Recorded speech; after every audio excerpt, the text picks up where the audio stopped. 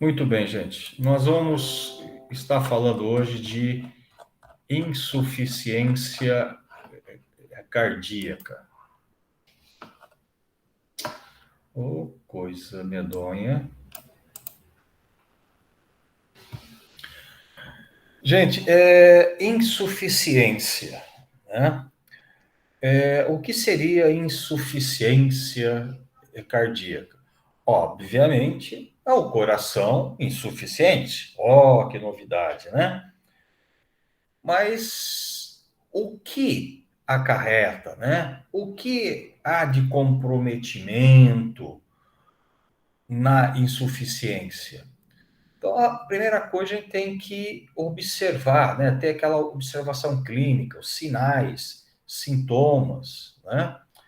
Depois, os achados clínicos, a fisiologia, hemodinâmica, a biofísica, enfim, são várias coisas que precisam ser analisadas na insuficiência.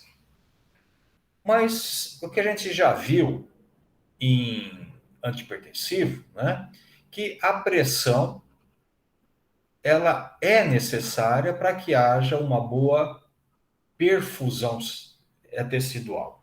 Eu preciso ter a pressão para que haja a perfusão.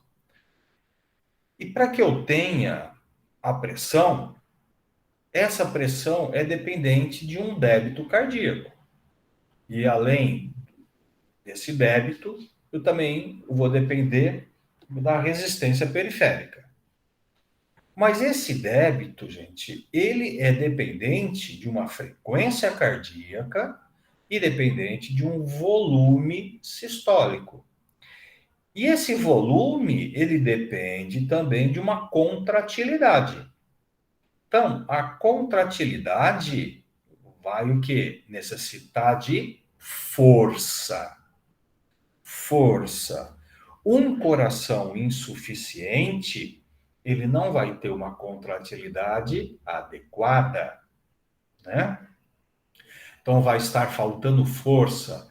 Se falta força, ele pode não conseguir ejetar um volume sistólico adequado. Ok? Se ele não ejeta um volume sistólico adequado, ele não vai o que contribuir para que haja um débito adequado. E se não tem um débito adequado, eu não vou ter uma pressão adequada e eu não vou ter uma perfusão tecidual adequada. Deu para entender, gente? Como uma coisa leva a outra?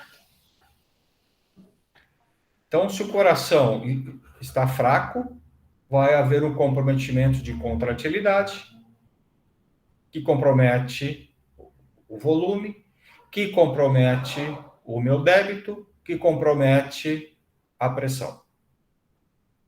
Ok? Ok. Muito bem. Agora, nós vamos ver que isso daí começa de uma forma muito lenta e silenciosa. Silenciosa, né? Às vezes, o nosso coração ele está nesse estado, né? Isso aqui é o nosso coraçãozinho, né? Ele está puxando aí o nosso sangue, né? O nosso débito, e ele está se exaustando para fazer esse trabalho, né? Então, na insuficiência, eu vou ter a redução de contratilidade, eu vou ter uma redução do débito e eu vou ter uma elevação da pressão de enchimento. Por que que eu tenho elevação da pressão de enchimento? Por causa disso daqui, ó. Se eu tenho uma diminuição de contratilidade, o volume ejetado é menor, mas a minha pré-carga ela continua chegando sangue. Então, se chega sangue, mas não sai sangue suficiente, eu vou ter o que aqui? Um aumento de volume, tá? A pressão de enchimento está aumentando e isso gera a congestão, ok? Muito bem. É mais ou menos isso, né?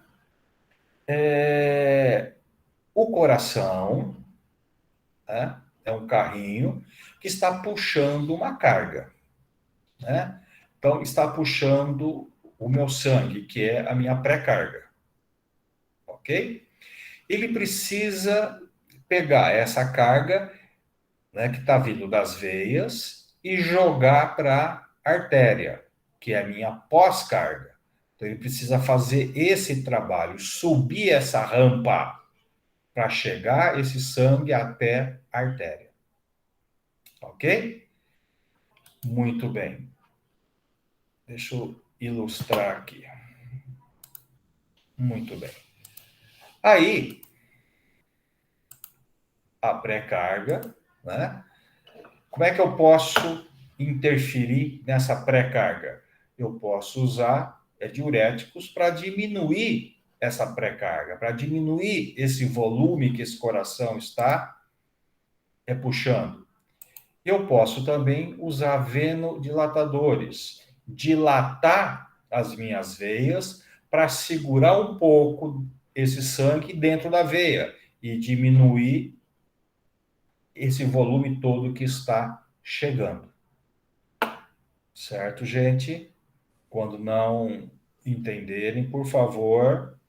Professor, Oi, nesse caso de insuficiência cardíaca, o que diminui é o débito, mas a pré-carga ainda é a mesma, né?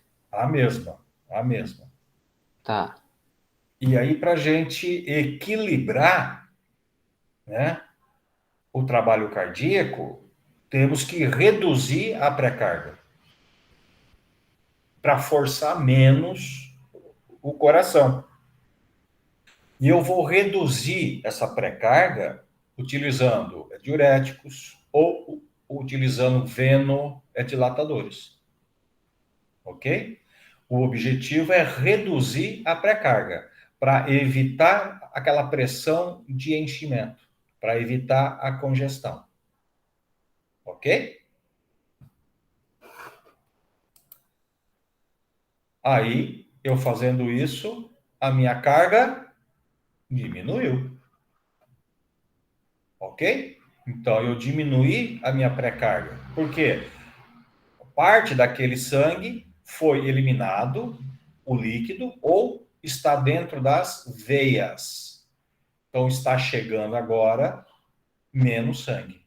Eu reduzi a pré-carga. Ok? Agora, o coração está fraco. Eu posso, então, também interferir aonde? Na força de contratilidade, não é? Eu vou dar o quê? Aumento de força. Eu vou usar fármacos que a gente chama de inotrópicos. Inotrópicos são fármacos que interferem na força de contratilidade. Certo? E eu posso também interferir a minha pós-carga.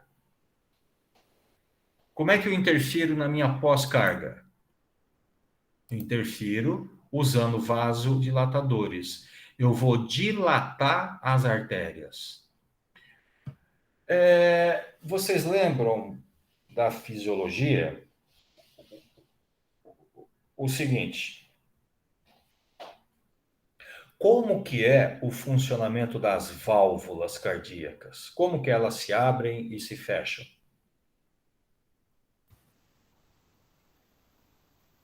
Vocês lembram? Enquanto a. Oh, meu Deus do céu, é que são quatro. Quando o ventrículo ele contrai, a, a válvula abre. E a que separa o átrio do ventrículo fecha, para não ter, para não Veja voltar. bem, não é isso que eu estou perguntando. quero saber por que que uma abre e por que a outra fecha. Ah, homem, aí foi o que eu falei. É porque assim, na hora que o coração contrai, se a que separa o átrio do ventrículo não fechar, aí o sangue vai voltar. Aí a que leva para a artéria já abre automaticamente para expulsar aquele sangue. E aí ela fecha, para ele não Ou voltar, e no seja, momento que ela fecha, o outro abre. você está me enrolando. Não tô te enrolando, homem, é isso que tu É o perguntou. que dá o estímulo para elas abrirem ou fechar? Hã? É o que estimula elas abrirem ou fecharem? É o potencial de Exatamente. ação, não é? É o quê? O potencial de ação, a carga elétrica. Não. Não é. Professor, o que você quer saber? Eu quero saber o que você não está respondendo. Está me enrolando. Então, o que eu não tô falando? O que você quer saber, homem? Gente, vamos supor, como é que a válvula da artéria aorta, ela se abre? O que faz ela abrir? E o que faz ela fechar? O princípio é o mesmo para todas as válvulas. Contração, sei lá. Quem deu a fisiopatologia para vocês? A Rafael Paulo, né? Oi.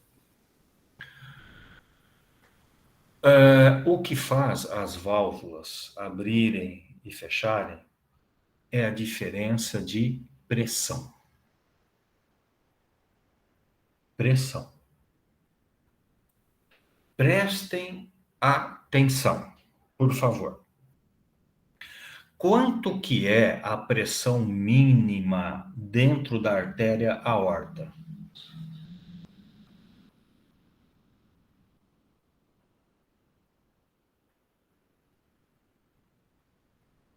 Oxe, tá pensando tanto assim?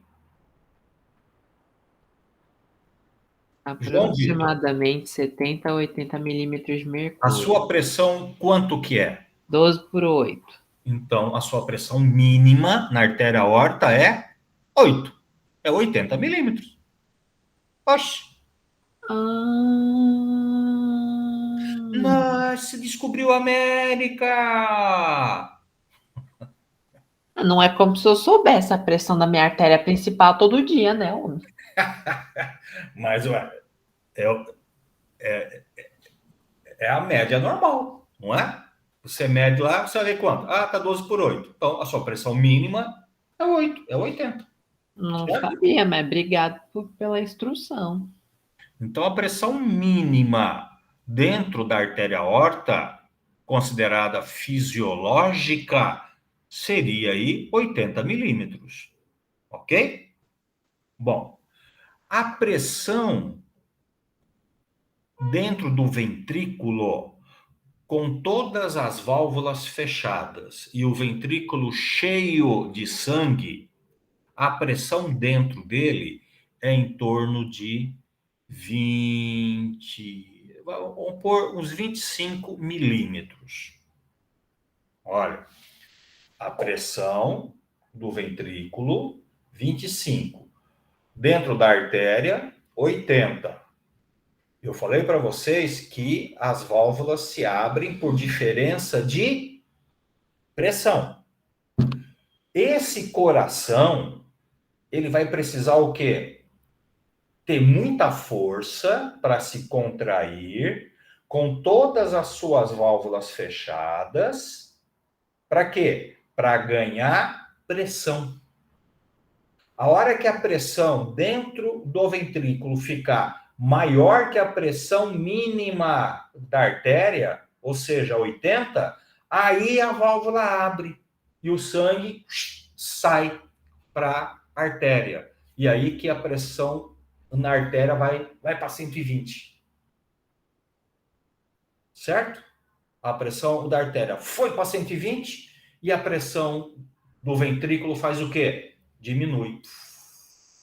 Aí acontece o quê? Agora inverteu.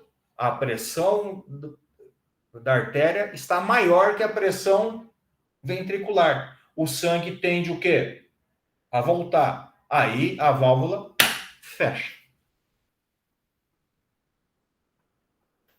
Dúvida nisso? Foi o que eu quis dizer aquela hora. Mas o que faz a válvula abrir ou fechar é a diferença de pressão. Certo? Tudo bem? Por que eu estou falando isso? Você veja bem, essa pós-carga aqui é o coração levando esse sangue do ventrículo para a artéria. Ok? Então, ele tem o quê? Que fazer uma força aqui, não tem? Ele tem que subir uma rampa. Essa rampa aqui é a força que ele tem que fazer para ganhar a pressão, que dentro dele é 25, para conseguir chegar maior que 80, para abrir a válvula e jogar o sangue dentro da artéria. Isso é que eu chamo de pós-carga. O esforço que esse coração faz para conseguir abrir a válvula. Entendeu o conceito dessa pós-carga? Dúvida, gente? Veja, se eu usar um vasodilatador, o que acontece com a pressão da artéria? Diminui. Diminui. Muito bem. Diminui. Aí vai acontecer o quê? Se eu usar um vasodilatador, ó a rampa, ó. Não diminuiu a minha rampinha? Certo? Se eu usar um vasodilatador, eu diminuo a pressão da artéria, aí esse coração vai ter que se esforçar menos para pegar esse sangue e jogar para a artéria. Tá? Por quê? Porque a diferença de pressão do ventrículo para a artéria diminuiu. Conseguiram captar isso, gente? Sim. Todo mundo? Ou só o João Vitor que captou?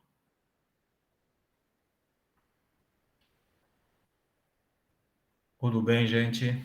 É importante entender esse conceito para a gente entender o tratamento depois, gente.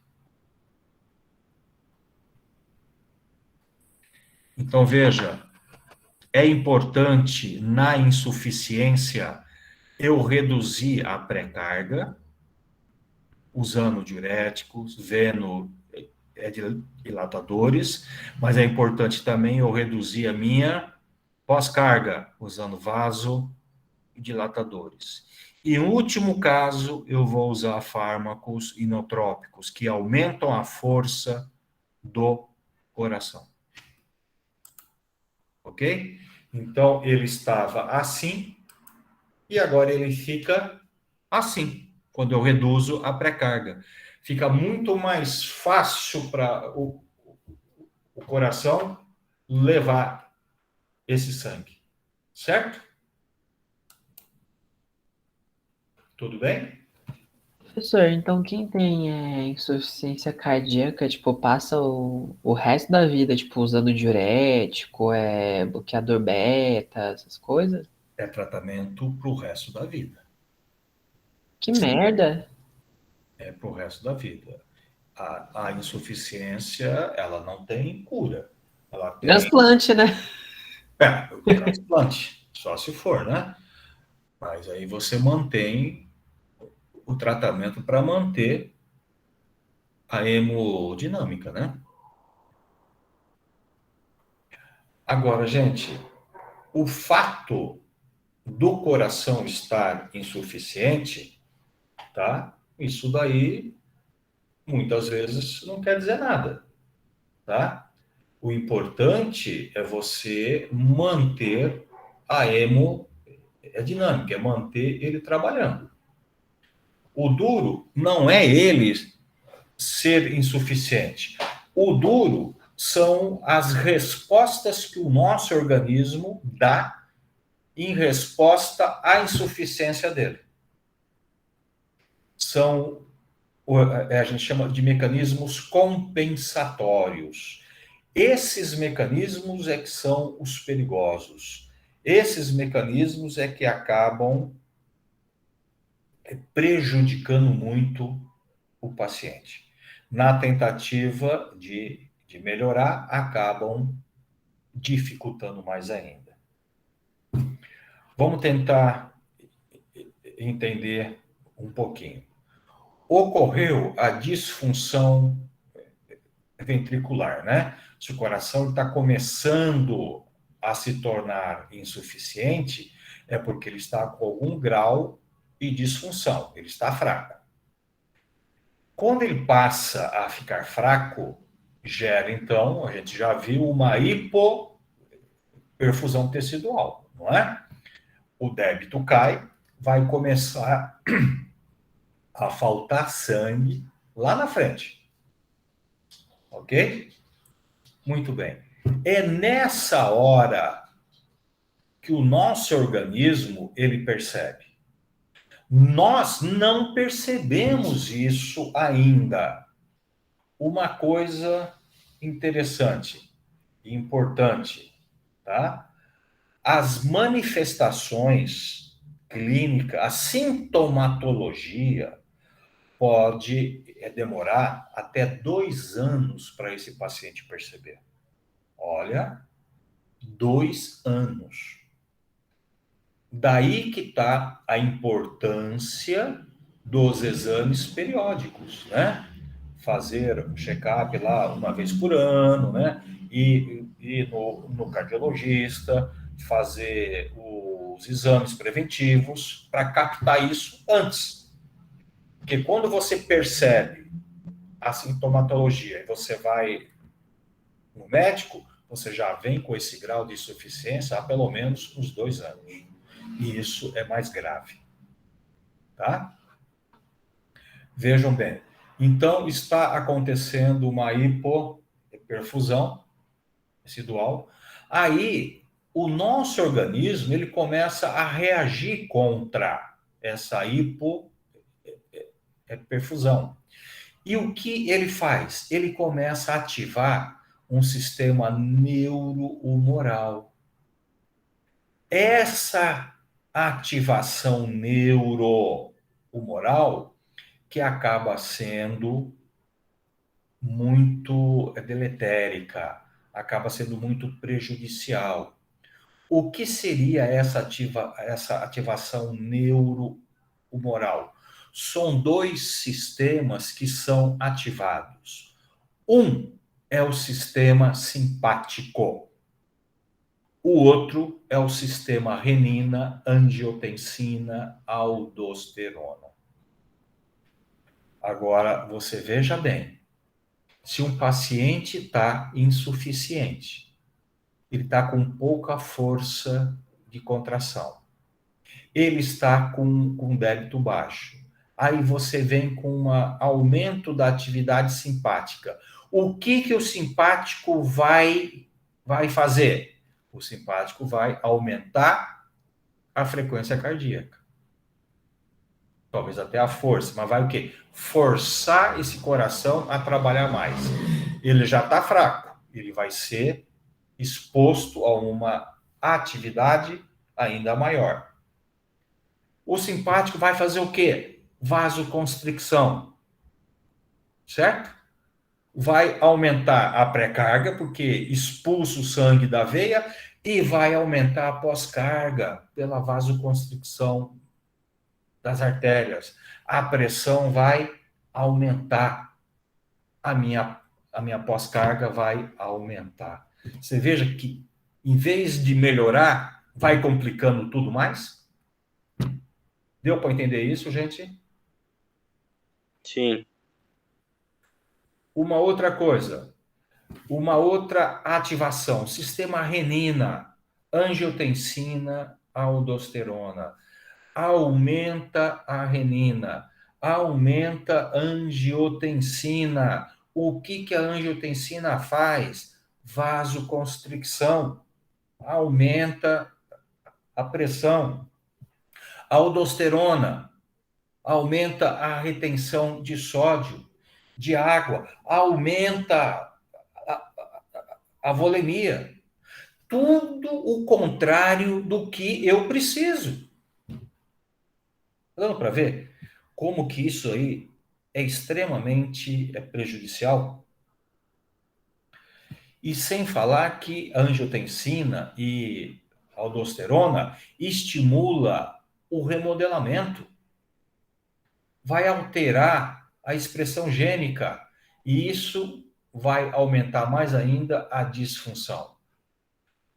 O crescimento e remodelagem aumenta a toxicidade, a isquemia, vai gastar muito mais energia da necrose de célula ou apoptose, morte celular e aumentando a disfunção ventricular. Então veja que é um ciclo vicioso prejudicial. O que o nosso organismo faz ativando o sistema neurohumoral vai aumentar a disfunção, vai aumentar a insuficiência. Então, veja, o tratamento inicial da insuficiência não é você tratar o coração, não. O coração, ele está fraquinho? Tá, mas ele consegue trabalhar.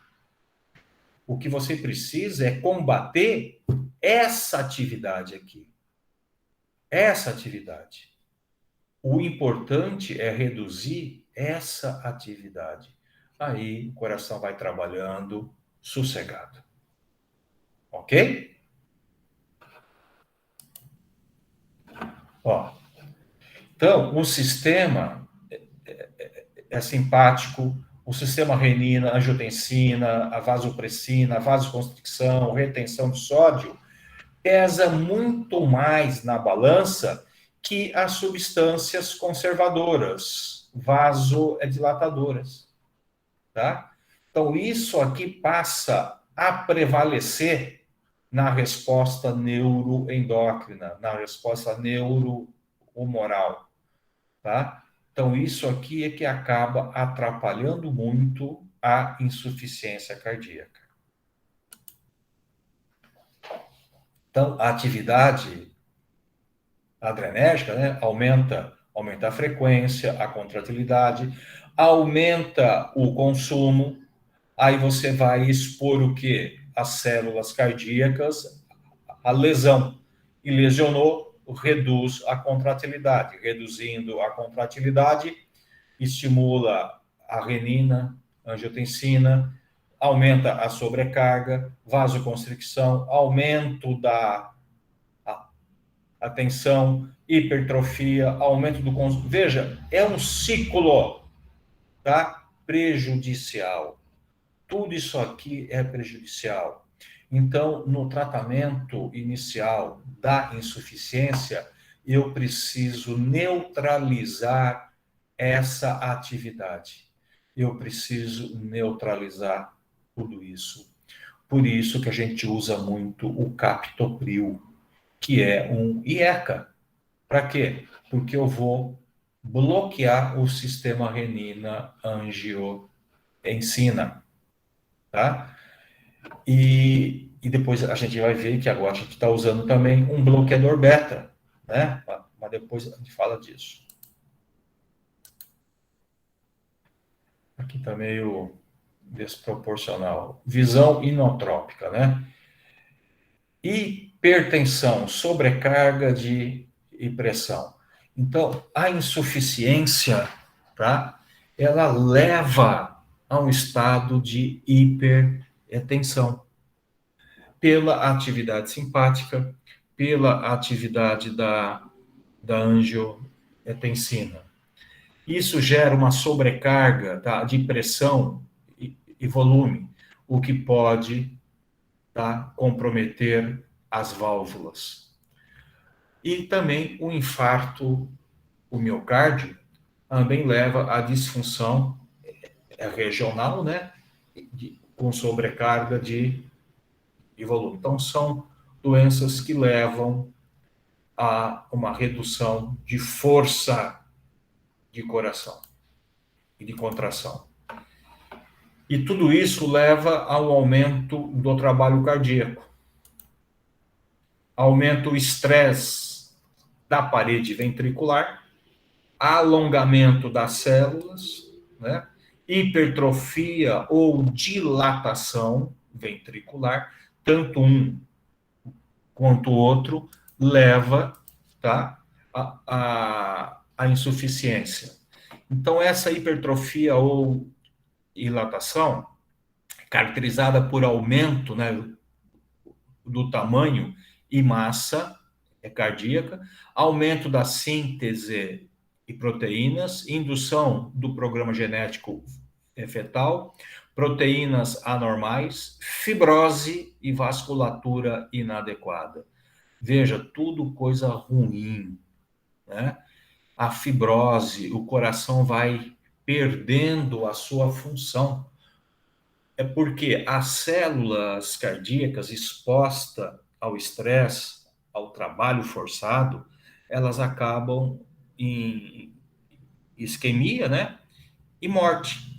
E aí, pela indução da angiotensina 2 e aldosterona, estimula os fibroblastos e eles começam a ocupar o lugar dos miócitos cardíacos. E o coração, então, ele começa a ficar fibrosado. E o tecido é fibroso, né? Ele não tem função. E o coração, então, ele acaba indo perdendo a função. E aí ele vai cada vez mais se tornando insuficiente. Aqui não. Ó. Ou ele hipertrofia, desculpa, ele vai dilatar, aumentando muito a câmera, ou ele vai hipertrofiar, o que diminui muito o tamanho ventricular. Tanto a hipertrofia quanto a dilatação torna esse coração insuficiente. Bom, insuficiência, ela pode ser esquerda, direita, né? Nós não vamos falar aqui da esquerda, da direita, tá? A gente vai falar da insuficiência, certo? Obviamente que existe uma consequência. Se a insuficiência à esquerda é mais comum a dispneia e é o principal sintoma. Por quê? Porque se é esquerda, isso quer dizer que o ventrículo esquerdo não está conseguindo mandar o sangue adequadamente para a artéria. Está sobrando sangue. Se sobra sangue no ventrículo esquerdo, tá? Vai sobrar também sangue no átrio esquerdo. Se sobra no átrio, vai começar a sobrar aonde? Qual é o próximo órgão que está aqui atrás? O pulmão, porque é do pulmão que vai para o átrio esquerdo e ventrículo esquerdo. Então, quando é esquerda, começa a acumular sangue a nível pulmonar. E aí você começa a ter uma congestão pulmonar e a dispneia é o principal sintoma. Tá? Quando é direita, tá? Geralmente é secundária à esquerda. A esquerda pode até te levar à direita. Mas quando é à direita, tá? Pode ser ocasionada por várias coisas. Mas a sintomatologia que você começa a perceber começa a acumular sangue aonde? Nas veias. Então, aí começa a acumular sangue nas extremidades. Você começa a perceber que os pés estão inchados, a perna está inchada, porque o sangue ele não consegue voltar, tá? E também chega a nível pulmonar. Bom, Professor, oi. é que eu não entendi direito o mecanismo da congestão pulmonar que o senhor falou no começo do slide. Aonde? No outro slide. Aqui? É, que o senhor estava falando da parte esquerda, eu me perdi. Então, se a insuficiência é no ventrículo esquerdo, isso quer dizer que o sangue ele não está indo para a artéria aorta. Ele está ficando acumulado no ventrículo. Se acumula o ventrículo, o sangue que está no átrio, chegando ao átrio, ele não consegue entrar adequadamente para o ventrículo, porque o ventrículo ele já está cheio, certo?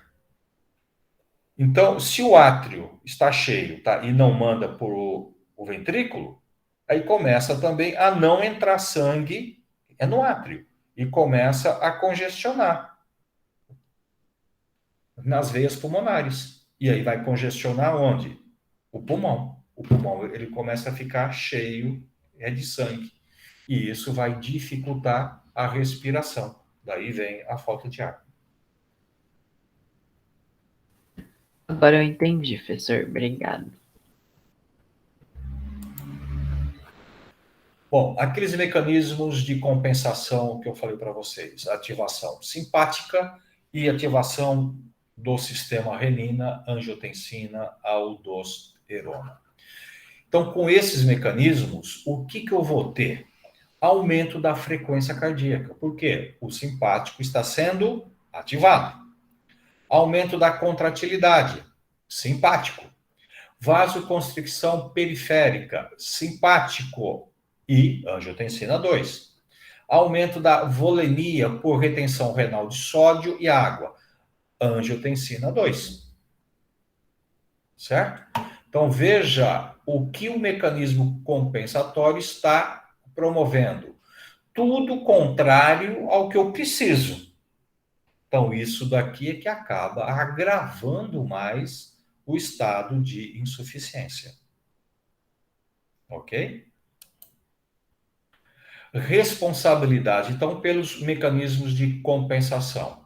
Foi aquilo que eu falei, a responsabilidade é a ativação do sistema neurohumoral, mediada pela atividade adrenérgica. E ativação do sistema renina, angiotensina, aldosterona, que aumenta também a vasopressina, que é uma outra substância vasoconstrictora e antidiurética, endotelina, citocinas e inflamatórias. Olha, a ativação desses sistemas ocorre mesmo antes de aparecer os sintomas. Então, tudo isso está acontecendo e o paciente ainda está assintomático.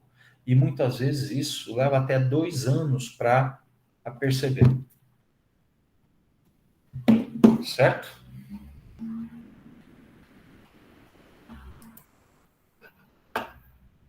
Aí, então, essa ativação é simpática, você tem a liberação e aumento dos níveis de catecolaminas, aqui, especialmente a noradrenalina e adrenalina, com vasoconstricção. Se eu estou promovendo vasoconstricção, eu estou aumentando tanto a pré-carga quanto a pós-carga. Estou dificultando a saída do sangue e estou congestionando. Eu estou estimulando o coração a aumentar a contratilidade, a frequência. Então, estou aumentando o consumo de oxigênio nele. Ele está se estressando. Eu preciso consumir mais oxigênio. E por ele já estar fraco, está consumindo muito, ele entra em um estado de isquemia. Tá? E esse estado de isquemia pode me levar a arritmias e morte celular. E essa morte é celular que dá o espaço para a invasão dos fibroblastos. Ok? Então veja como esse mecanismo compensatório é prejudicial.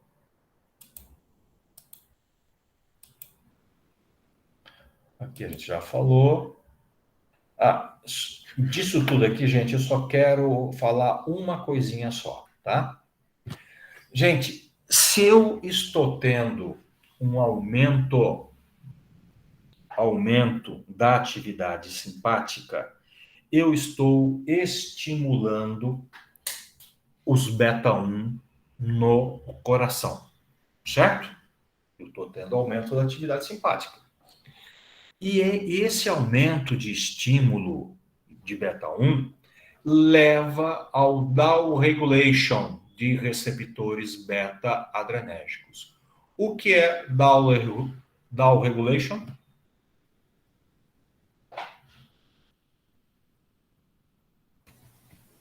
Regulação baixa.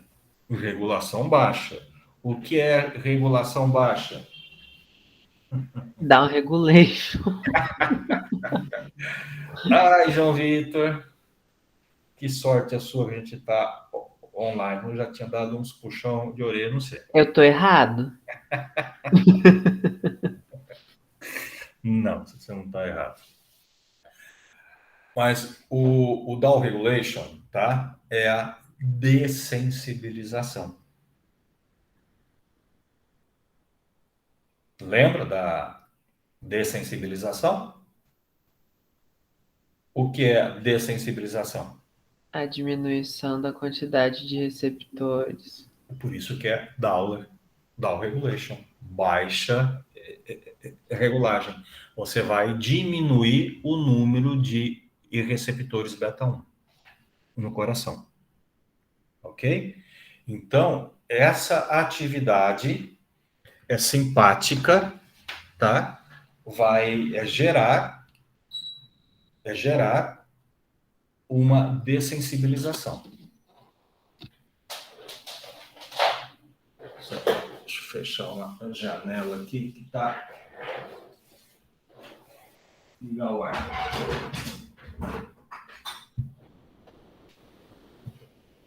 Esquentou.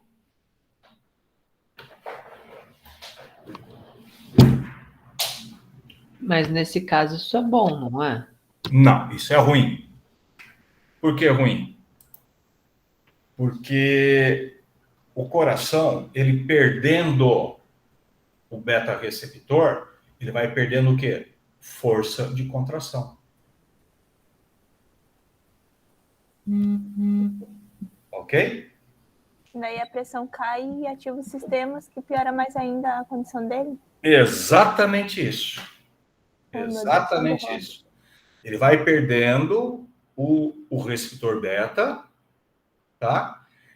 Ele vai perdendo a força e aí a atividade simpática vai aumentando cada vez mais e vai estimulando cada vez mais, vasoconstricção cada vez mais e ele vai se tornando cada vez mais fraco.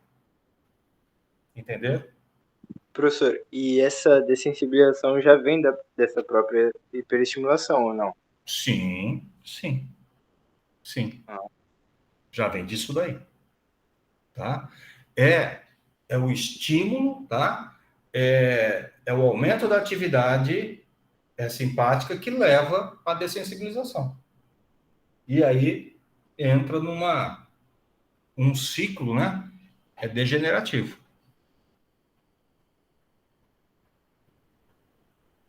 Entenderam isso, gente?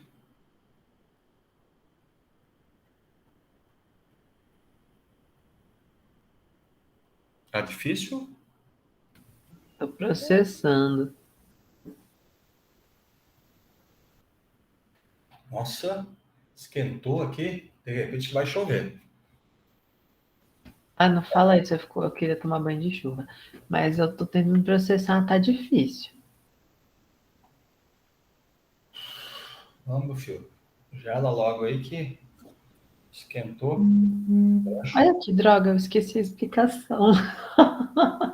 Esqueceu o quê? A explicação Que explicação, João Vitor? do slide. Ah, e você dá risada, é? Eu não. O quê? Diga. A parte do porquê que esse down regulation é ruim. Então, vamos lá. Quando você entra com o estímulo neurohumoral, você está aumentando a atividade simpática, certo? Certo. Você começa a estimular muito os receptores beta-1 cardíaco. Uhum. Por estimular muito eles começam a dessensibilizar. Aí você começa a perder o beta-1. O beta-1 é que dá força de contração. Se ele já está insuficiente e você vai perdendo o beta-1, ele vai se tornando cada vez mais insuficiente. E por ele se tornar cada vez mais insuficiente, aumenta mais a atividade simpática para tentar compensar. E aí é um ciclo vicioso.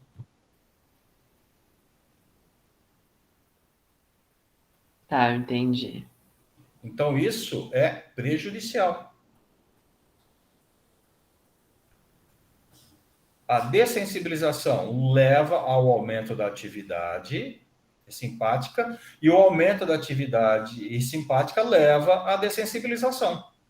E aí uma coisa fica levando a outra. E a coisa vai embora.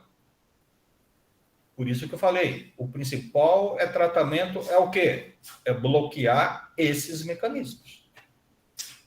Ok. Beleza? Beleza. O sistema renina aqui a gente já falou tudo que ela promove. Fatores precipitantes da insuficiência cardíaca. Infecção, interrupção de medicamento, ingestão hídrica ou salina, né? Excessiva, isquemia, embolia, drogas, anti-inflamatório, os bloqueadores de cálcio, tal, insuficiência renal, anemia, hipertensão arterial, arritmias, álcool, são duas coisas que podem levar à insuficiência. Bom, então aqui agora. Objetivo do tratamento da insuficiência cardíaca. Então, o objetivo, né, do tratamento é reduzir a progressão. Isso é o principal. Como eu já falei, não existe cura, né? Você tem que ver se consegue estabilizar. Não aumentando já está ótimo, né? Então você vai reduzir a progressão. Aí você vai melhorar os sintomas para tentar fazer aquele paciente levar uma vida perto do normal, com algumas restrições, obviamente, mas sem sintomas. Aí você consegue melhorar a qualidade de vida, reduzir a mortalidade, né? Prevenir a morte súbita e reduzir o remodelamento miocárdico. Isso aqui também é importante. Então, esses são os objetivos do tratamento. Tá? Veja que dentro desse objetivo, tá, você não tem o quê? A cura, né? Não existe cura. Tá? Você vai pegar esse paciente e trazer ele para um estado estabilizado. Ok? Tudo bem?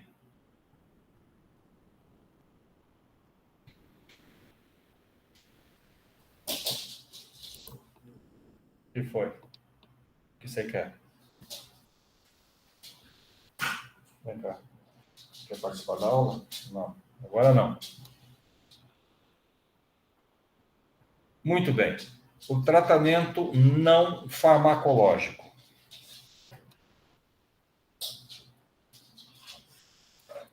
Então, precisa, né? Aí, gente, aqui a gente não vai perder tempo com isso, né? Porque isso aqui é uma parte clínica, uma parte médica. Cabe ao cardiologista fazer isso, né? Identificar a etiologia, eliminação, a correção de fatores, agravante, a modificação de estilo, dieta, isso vai ser, né, feito pelo médico, tá?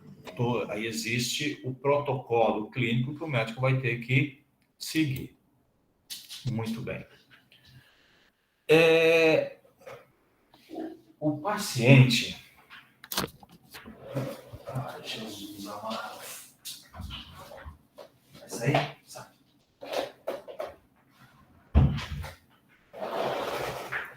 A Doris achou que a aula estava chata. Ela quis ir embora.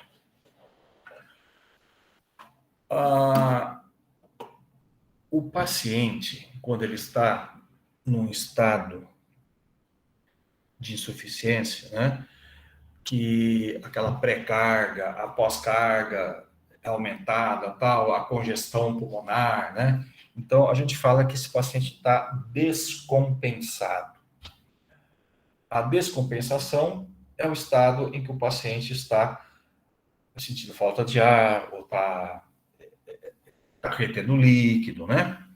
O objetivo do tratamento é estabilizar esse paciente, é compensar esse paciente, fazer com que a pré-carga seja igual à pós-carga, e aí o sangue circular sem gerar a congestão, certo?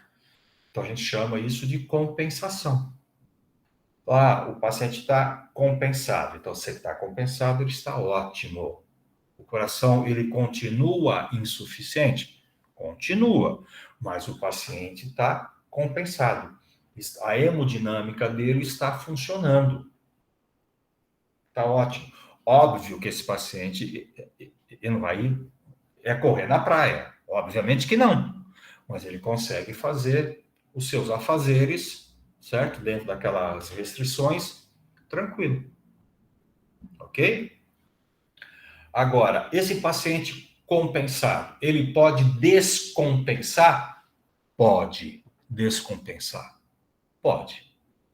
E qual que é as principais causas de descompensação? Não aderência ao tratamento. O médico faz aquele tratamento todo, leva meses, né, para compensar tal, e de repente ele pega e resolve parar de tomar o medicamento que acha que não está certo. Aí ele vai descompensar. E essa descompensação, normalmente, pode ser até fatal, tá? Então, a não aderência ao tratamento é a maior causa de descompensação. Obviamente, outros fatores também levam à descompensação, né? A isquemia, o tratamento inadequado, pois o médico não está sabendo tratar direito, arritmias, hipertensão não controlada e causas não definidas. Mas veja, a principal é não aderência ao tratamento. Então, a aderência ao tratamento é importantíssima. Aqui está falando da angiotensina, a gente já sabe, decor e salteado o que ela faz, né? Ela faz vasoconstricção, isquemia, o miocárdio, hipertrofia cardíaca e vascular, morte dos miócitos e estimula a fibrose. Então, o aumento da angiotensina na insuficiência cardíaca é extremamente perigosa, deletérica, né? Por fazer tudo isso. Então, nós precisamos eliminar a angiotensina 2 na insuficiência cardíaca. E aí a gente já lembra disso, né? O receptor AT1 tal, Isso aqui a gente já viu. A aldosterona. Se eu aumento a angio-2, eu vou ter também aumento da aldosterona. E ela faz o quê? Retenção de sódio e água, aumento da volemia.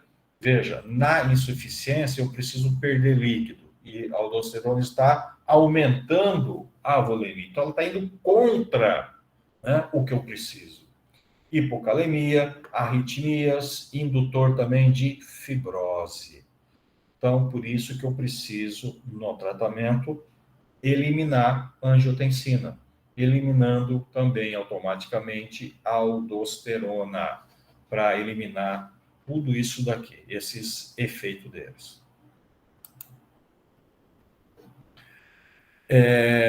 Obviamente, né, isso aqui só para te ter uma ilustração, né?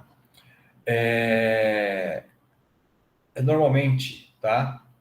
Existe a insuficiência classe 1, classe 3, 4, 2, 3 e até 4. E então, você vai tendo aqui o tratamento dessas classes, né? Então, tudo começa com o quê? Com IECA, ou beta-bloqueador, só depois entra com digitálicos, e aí vai até chegar ao tratamento cirúrgico, né? Aí não tem mais jeito.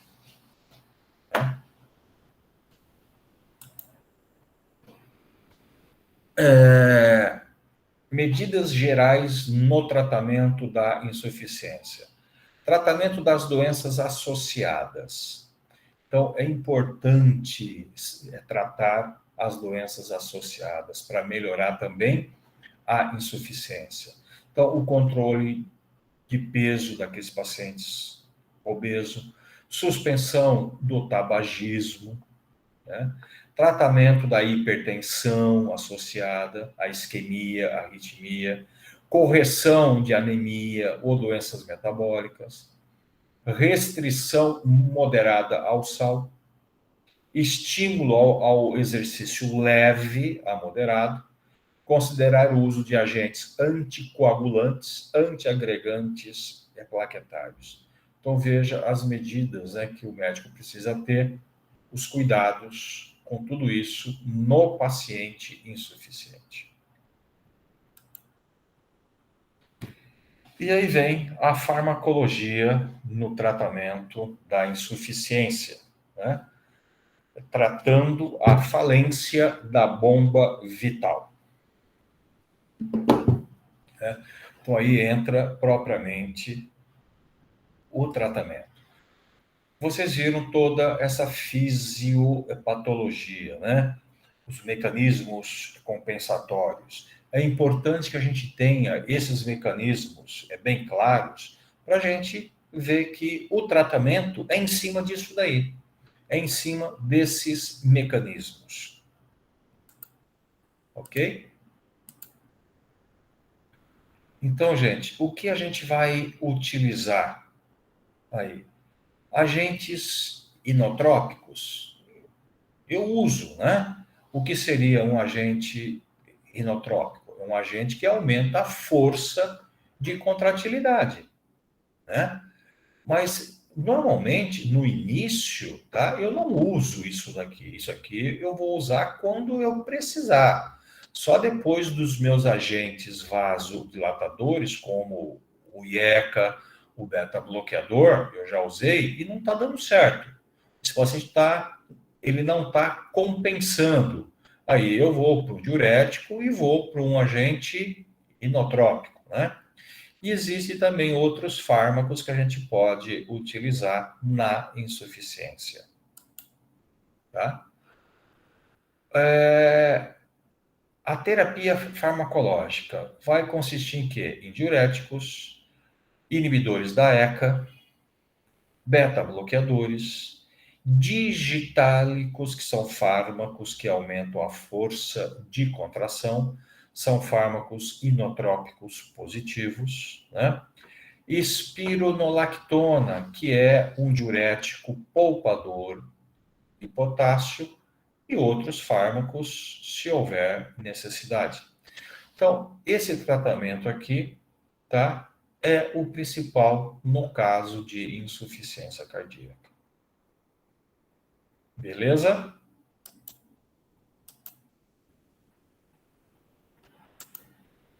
Oxe, que frescura.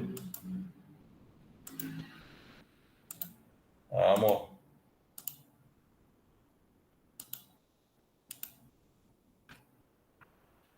Muito bem. Gente, para a gente começar agora com essa coisa aqui, nós precisamos estar bastante atentos. E eu acho que eu vou, então, interromper essa aula aqui, para na próxima aula a gente entrar na farmacologia propriamente dita. Vocês acham ruim ir parar agora? De forma alguma, professor, sextou.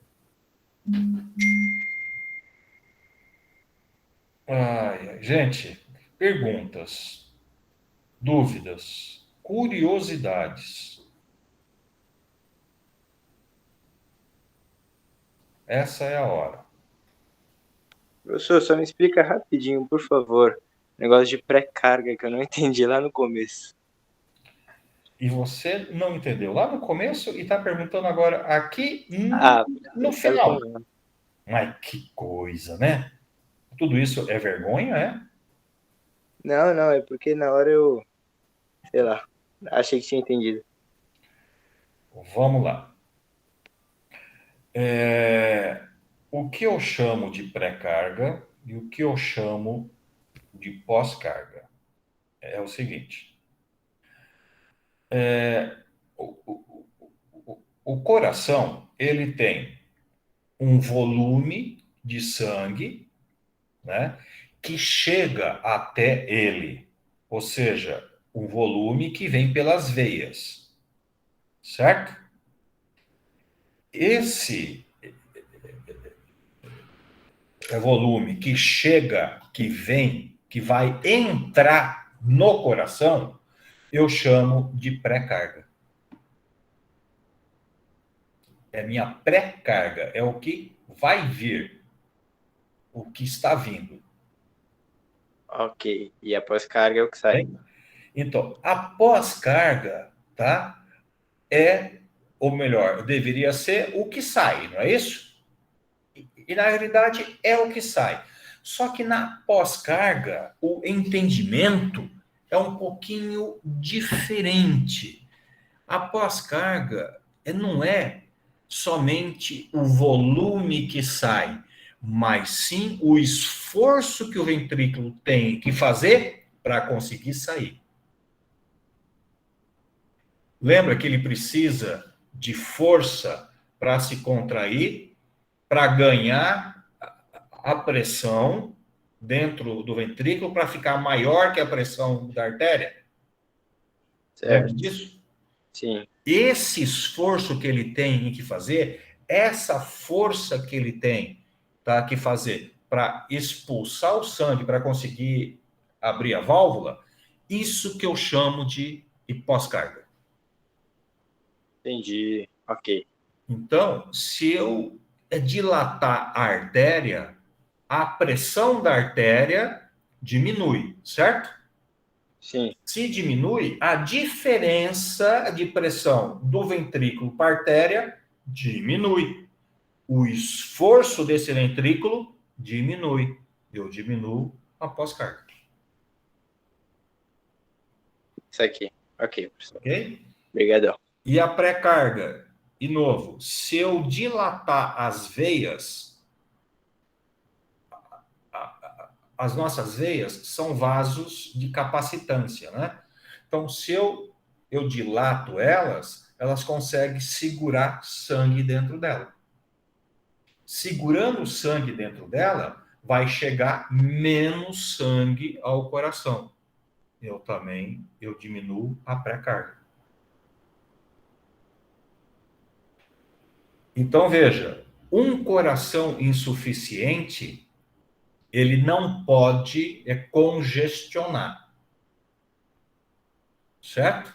Então, eu uso o quê? Eu dilato as veias e eu dilato a artéria. Chega menos sangue e fica mais fácil para esse sangue sair para a artéria. Você veja? Então, eu circulo com mais facilidade. Eu não gero congestionamento. Deu para entender um pouquinho? Perfeitamente, professor. Obrigado. Beleza. Alguém tem mais alguma dúvida, gente?